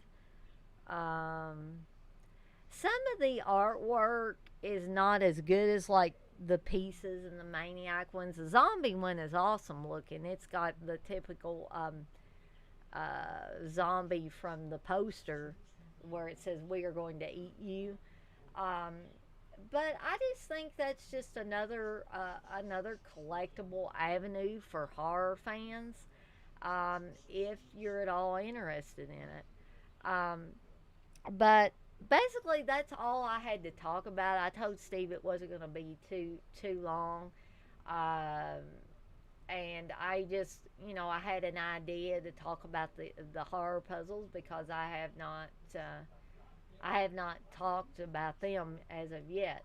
Um, and if nobody has, any more questions or comments or anything for me, I'm probably going to have Steve cut this off here in a minute or two. Um, and like I said, I am planning on eventually, when I get through these 260 or so plus shot on video horror films, or at least the ones I can get my hands on, I will do a live stream, probably on my own channel, Evil Dead Chick, for those of you interested in, subscribing to my channel on YouTube. Um, and also, since when I dovetailed on the end of Steve's live stream the last time, people were asking me a lot about Stephen King films. And so I thought, well, why don't I eventually do a live stream on Stephen King movies? Kind of like a Stephen King retrospective. But it's going to take me a little bit. I've got to refresh myself on a few of them. Yes, John, I forgot. Yeah, the Joe Bob puzzle, which is a 3D puzzle. Um, I I want to get that one too, but like I said, they got a pretty hefty price tag on them, so I can't buy a whole bunch at once. It's almost like buying the horror soundtracks on vinyl now. You're talking about $35 a pop on most of them, and then these puzzles you're talking about $30 a pop at least. Yeah, Darren, I'm actually enjoying the Nightmare USA book, uh, and I was really upset when I discovered that the last quarter of the book, the pages were fused together at the bottom. So somebody didn't do their job and make it in quality control for that book. And then my shot on video book, the analog nightmares, uh, is bent up, and it's a large, kind of oversized paperback book. So I may be asking for a discount on it as well. But those are two things that I am going to have for sure future live streams on. One is the shot on video horror, and the other is a Stephen King retrospective. So if you guys are in any way interested in either of those two things, keep a watch out for when I announce that I'm going to do those. But to be honest, it's probably going to take me a while to get through all the Stephen King films again, as well as all the shot on video horror films as well. And that's not to say that I'm not going to do a live stream before then. I mean, I'm sure that I'll come up with little things here and there that I can do, but those are my two big ones that will probably be pretty extensive live streams. They may even be two-parters.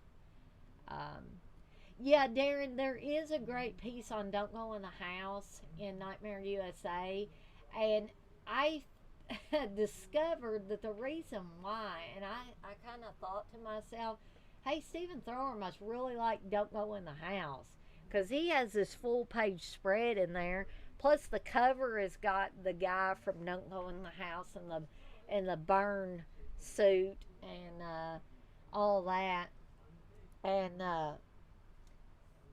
then come to find out when I rewatched the Video Nasties documentary, Stephen Thrower is on there and he's talking about how much he loves Don't Go in the House. So that explains a lot of things. Let's see, Matt asks, are there any horror DVDs that you wish would still make it to Blu-ray? Oh gosh, Matt, there are tons.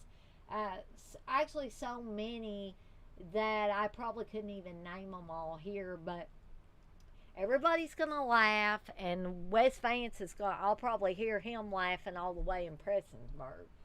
But I really would like to see Terror on Tour make it at least to Blu-ray. I talked about this when I was, I think when I did my rock car stream, and I was saying, look at all these things that are out, and you can't put Terror on Tour out. And the only thing that I was thinking that might be holding Terror on Tour back from getting a Blu-ray release would be the music. I don't even know who owns the music right now. If it's a record company or the actual group, the names owns it, somebody that was in the band owns that music. I really don't know. But somebody had mentioned that a lot of these boutique companies, to get the stuff that they really want, they sometimes have to take some of these trashier horror films in a package deal.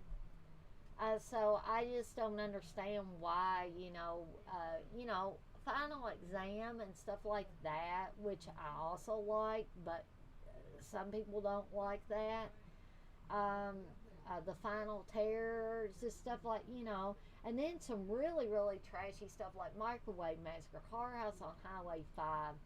That kind of stuff has made it to Blu-ray, but you can't get Terror on Tour. Body Count, I would agree with you, Darren. Honeymoon Horror, yeah, that would still be a good one too.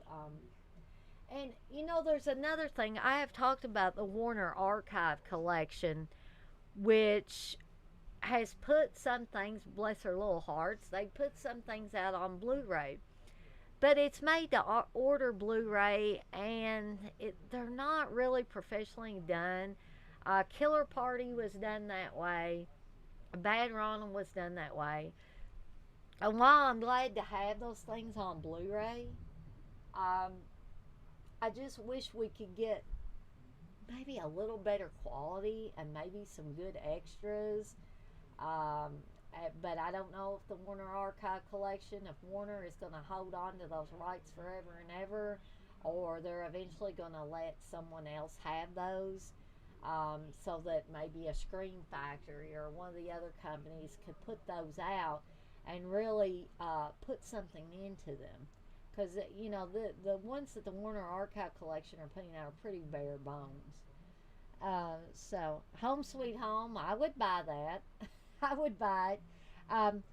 They could do a double. Heck, they could do a double feature Blu-ray with Home Sweet Home and Terror on Tour. What would be wrong with that? That would be awesome. Trick or Treat. I seen Trick or Treats was coming out on Blu-ray, and I know there's an HD transfer of Trick or Treat, but I would love to see that one have an actual Blu-ray release. Night School, yes, Darren, that does need the Arrow treatment. It needs some kind of treatment to it because I have the Blu-ray that's available right now, at least in the United States, and it's pretty bare bones. Some people don't like Night School, but I really like it. I know back when I was watching that Video Nasties documentary, I think Kim Newman was actually, and I really respect Kim Newman's commentary on stuff, but he didn't care for Night School at all, and I just thought that was kind of odd. Yeah, I would even settle for Arrow upgrades. I mean, it wouldn't really be settling because Arrow does an excellent job with stuff. But one of the, companies that really goes above and beyond for the fans needs to get a hold of some of these titles we mentioned and do something with them if at all possible. There's also some that Code Red put out in the past. For instance, The Redeemer, aka Class Reunion Massacre. I've always liked that movie. It's not, a really, really good movie, but Code Red put it out, and Steve got me that Blu-ray, and I'm entirely grateful for that Blu-ray. But there's one thing about Code Red. I don't think Bill Olsen is really too much concerned with quality for some of these things he puts out. I guess their quality is kind of uneven with the releases. And with The Redeemer, that was certainly the case because they had something in the film when it was released on Blu-ray that I refer to as Sparkler Head. And I don't know if it was just a copy I got or just a handful of copies that were like this, because when the one chick gets shot and they bring her back into the school, there's like, I call it Sparkler Head because it's like a bunch of green stuff coming out of somebody's head. And Darren, I do love The Redeemer as a film. It's, low budget and all, but I still like it really, really well.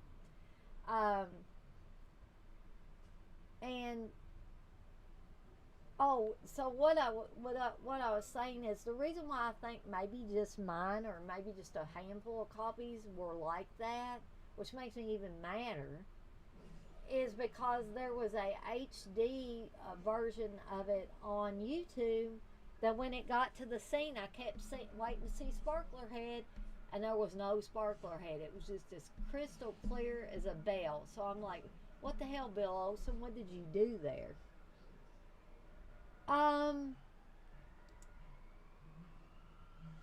Better watch out, Blair. Are you talking about Christmas Evil or a newer Christmas horror movie that's called Better Watch Out? Because I'm trying to remember, there was a whole slew of those movies that came out around Christmas time the last few years, and I get them confused. And I'm trying to remember if that one was the one with the babysitter taking care of the obnoxious kid, and if it is, I didn't like it. I think Steve liked it pretty well. If you're talking about Christmas Evil, I love that movie, and that is one of my traditional go-tos come Christmas time as far as Christmas horror.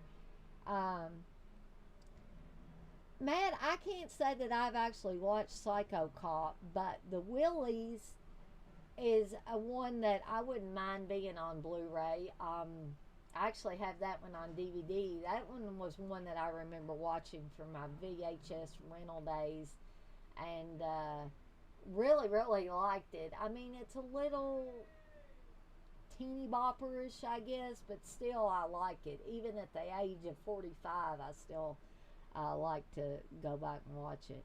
Okay, so this is the 2016 one, Blair, but is it the one with the babysitter taking care of this kid and he's kind of obnoxious? Because, okay. Yeah, I didn't like that one. And I didn't like Silent Night. Um, that I guess was kind of a loosely based remake of Silent Night, Deadly Night. I didn't like that one. Let's see. I did like that Deadly Games, which was an older film that I didn't even know about, and then Joe Bob showed it on Shudder on the last drive-in, and I became a great fan of that one. I actually need to get that in a high definition version. But yeah, I'm sorry if I disappointed you, Blair. But yeah, I Better Watch Out was not my cup of tea. Um, I traditionally I like a lot of the old Christmas horror. I didn't like Krampus really. A lot of people did. I didn't like Better Watch Out. I didn't like Silent Night.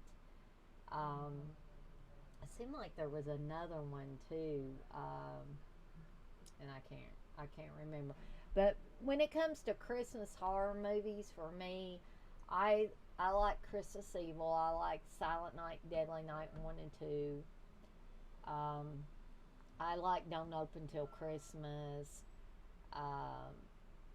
Pranks is even one of my, or The Dawn That Dripped Blood is on my Christmas season horror movies. Black Christmas, the original Black Christmas, the Bob Clark Black Christmas. And speaking of Black Christmas, Steve and I did watch, I guess it was a short film. I don't think it was that long. Of, I guess it was supposed to be a direct sequel to Bob Clark's Black Christmas, where Olivia Hussey's character's granddaughter, I believe it was her granddaughter, was going back to where, the town where the whole Billy thing happened. And that's pretty good. Honestly, I would say if you can find that, take a look at it. It's pretty decent. My favorite 80s, 90s Halloween themed horror movies. I'd say probably most of my, or all of mine probably are going to be in the 80s. Trick or Treat, the Rock Horror Halloween movie, any of the Halloween sequels, including Part 3. Let's see. Just trying to think here. Because I have a whole ton that I watch at Halloween time, and I'm just totally, totally drawing a blank. I mean, I even sometimes watch October Blood, which is another rock horror movie, but it takes place around and on Halloween, and so I like to watch that one. Now, Popcorn is not a Halloween themed horror movie, but for some reason I always like to watch it around Halloween time because it just feels like a fall Halloween type movie. There may be people out there that don't agree with me on that, and that one was a later one. Just trying to think here. I even like that one that's coming out on Blu-ray or has come out on Blu-ray. I can't even talk tonight.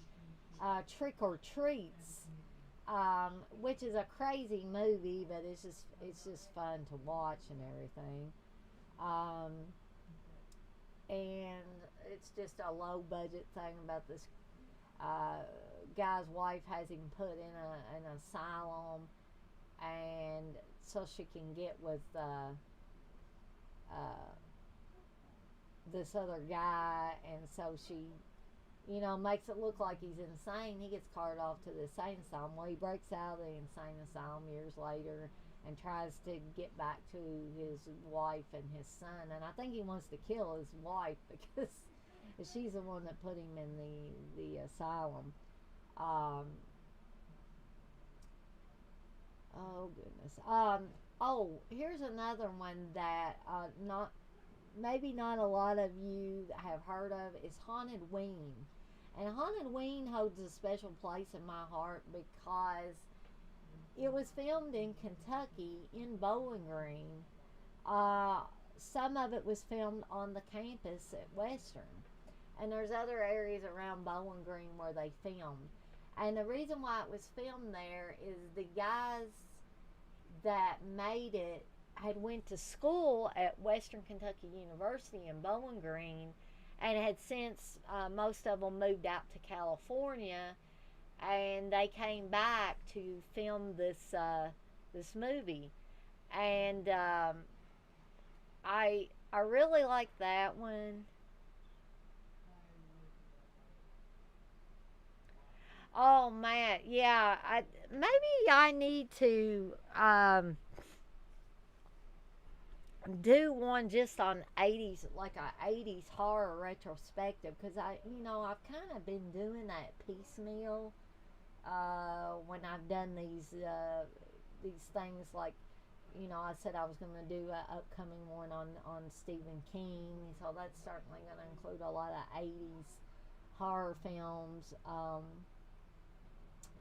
And some not, like, that might have some horrific stuff in them, but traditionally they're not horror movies, like things like Stand By Me, that I am definitely going to talk about because I love that movie. But I'm with you, Matt, that I love those B-grade horror movies, and some of them even C or D grade horror movies, It seems like the flashier the horror movies get, the further up the A-list they get, the more they're not fun anymore. And it just seems like when Hollywood gets a hold of them, they take all the fun out of them. And, or they've choked all the fun that used to be in these horror movies. So, yeah, an 80s horror movie retrospective might be an upcoming thing that I want to do. But again, that's going to take some time because I'm going to have to go back and rewatch some. And so, yeah, it's going to take a while. And back to the Halloween-themed horror, again, like when I was mentioning Popcorn, there are other movies that are fall-themed movies. They're not Halloween-themed movies, but they might take place in the fall. And those just always get me in the mood for Halloween and the night of Halloween and the trick-or-treaters coming, and and I still dress up, and I still do, all the traditional things with the kids. Steve never did hand out candy before me. I think he did 1 year. Yeah. He did 1 year, but it was an accident, wasn't it? Yes. Steve intended to buy candy for himself, and the kids came. And I had some just in case, but did you? Oh, okay. But not like now when you have the yard filled with animatronics and whatnot. Yeah, Steve did not decorate, and I don't even think he got a pumpkin or anything. But Redeemer. yeah, I was talking about Sparkler Head on Redeemer. Because we were talking about It's a great Blu-ray. what stuff needs to be, or what I would like to see on Blu-ray. And of course, I said Terror on Tour, and Darren mentioned Home Sweet Home. I said a double feature with Terror on Tour and Home Sweet Home. What could be wrong with that? It could be a Don Edmonds classic, double feature. It's a mistake. And anybody that's seen Home Sweet Home knows what that is a clue to. You let me know when you're ready to Oh, close down business. Okay, well, when people quit asking me questions. Sure. A retrospective video of each year of the 80s. That is a great idea, man, and I'm going to totally take that into account because I think that would be a great way to break them down a little bit, so I wouldn't be doing a long-ass video and you guys be falling asleep or wake up at your computer desk or whatever. But I will certainly keep that in my brain here and probably end up writing it down and all and all that. But yeah, that is an awesome way to break them up, I think. You know, we were talking about things we'd like to see a Blu-ray release. There's some of these horror movies that have come out on Blu-ray, but now I'd like to see a 4K release. Like The Exorcist, for instance. I mean, I know that's not an 80s or 90s one, but it is one of my favorite horror movies, and it has not gotten a 4K release, and I don't know what the holdup is with that, actually, but do you guys realize how awesome that would be to have The Exorcist in 4K with Dolby Atmos sound with all those weird sounds in it? I know the first time I watched The Exorcist in a Blu-ray format with surround sound, I was blown away because you have these sounds coming in back of you to the sides and everything. And that's the type of movie that assaults your senses anyway. So I'm not really sure, you know, we've had Halloween come out in 4K and Evil Dead 1 and 2 come out in 4K. We've had things like Christine and stuff come out in 4K, but I have not yet seen The Exorcist. And it just baffles me a little bit that ones like that have not come out in 4K. Prom Night is one I'd like to see in 4K. And you know, a lot of times when they do these in 4K, they not only give it a better transfer, but they put additional special features. And the Prom Night Blu-ray that came out was pretty packed as it was. And so I would love to see what they can do with it in 4K. Funeral Home, I think there was a DVD release a long time ago, many moons ago, Darren, but at least in the United States. But you know what? I honestly think that was just a VHS rip put on DVD. It was not a proper DVD release. There was no remastering at all done to it. So yeah, I don't understand why that one hasn't gotten a proper release either.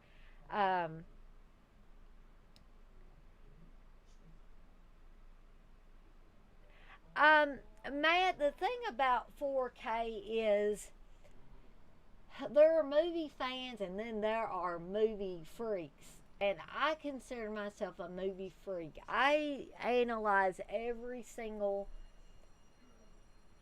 part of a movie down to the last detail, especially ones that I like really well. But then my mom, on the other hand, who's just your average movie watcher,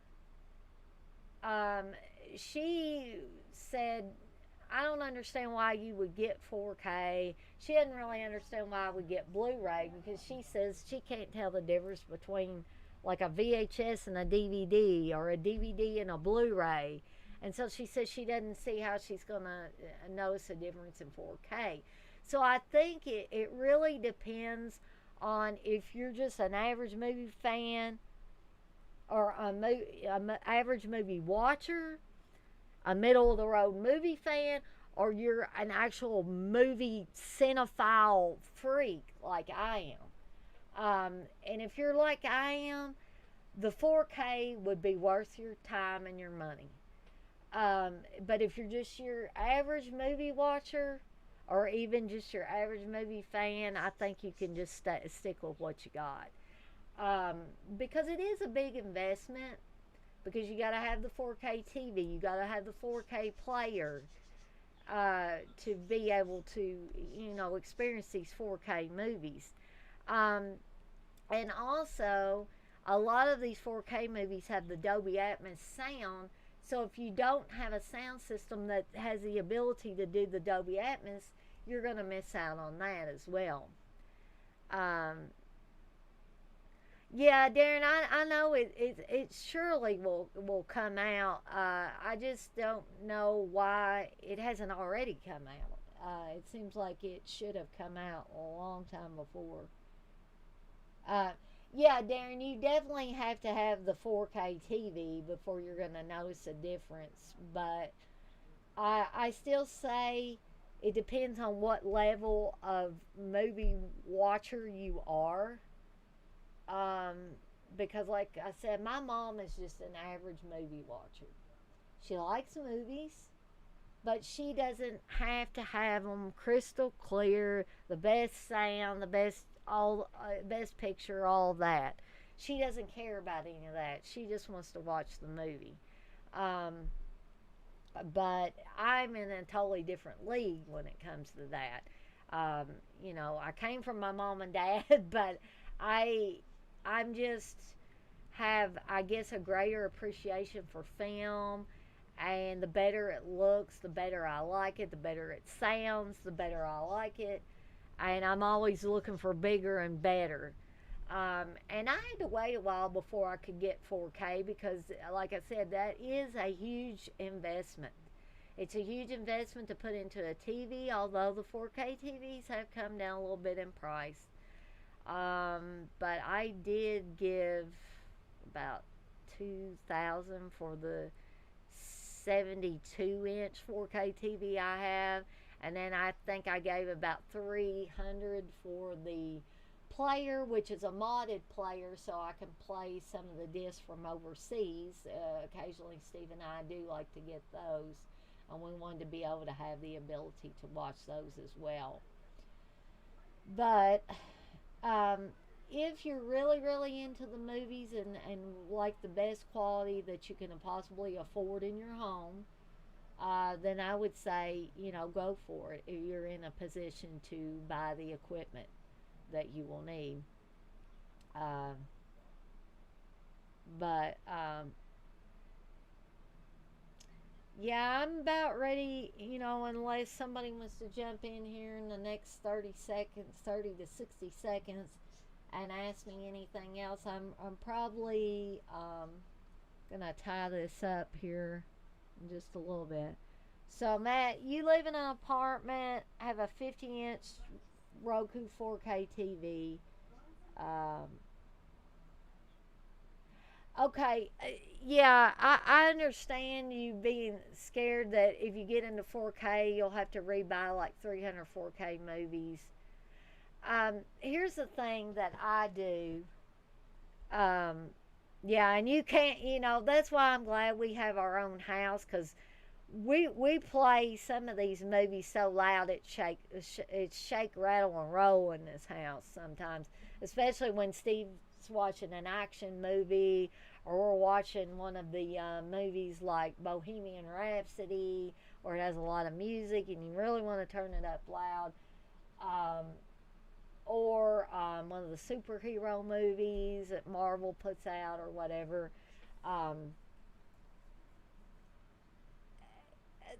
Yeah, Darren, he may be okay with just Blu-ray, but if he the thing I was gonna say is, I would not just automatically go out and buy everything just because it's in 4K. I would be, even at this point in the game, I would still be choosy about which things I actually got on 4K. right now, the things that I'm actually buying on 4K is things that are my ultimate favorite films, like the Evil Dead movies, Halloween from 1978, the Friday the 13th movies, if they, excuse me, if eventually they start coming out on 4K. Um, Nightmare on Elm Street movies would be another one I would want to get on 4K. Yeah, Jay, I did know there was Atmos headphones, and I would like to invest in those for myself, even because a lot of times I like to watch movies late, and I really honestly don't like to turn them down where you can barely hear that awesome sound. You got this awesome sound system, and then you can't even enjoy the sound when I'm watching them late at night. And poor Steve has to get some sleep, and he can't have the walls shaking because I want to, experience this sound. So, and that's totally through no fault of his own. He's got to get some sleep. I wouldn't want anything beating and banging, shake, rattle, and rolling around while I was trying to sleep either.